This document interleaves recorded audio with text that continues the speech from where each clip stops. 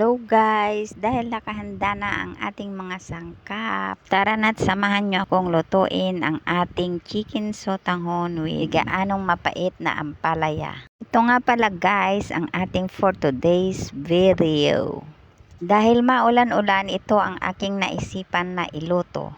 Madaling lutuin at syempre masustansya. Ito nga pala guys yung ampalaya. Iniwa ko nga ng pabilog. Malapit na nga mahinog pero sinama ko na lang din kasi sayang. Pigaan natin sa asin para matanggal ang pait. Pigaan nyo lang yan guys ng pigaan. Ganyan lang yan guys. Yan. Pag okay na, ayan, banlawan na. Now let's saute the spices. Charot. Pag golden brown na siya guys, ay pwede nang ilagay ang ating chicken. At syempre, haluin pa rin natin ng haluin para hindi masunog. Pag okay na, maglagay tayo ng tubig dagat. Maglagay ng pampalasa at takpan muna natin guys. Ayan na nga, at nailagay na rin yung mga sotanghon at ampalaya.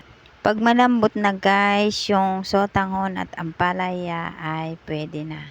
Pwede nang mag-plating guys. Tara na guys, kain na. Thanks for watching. Follow us for more. Bye!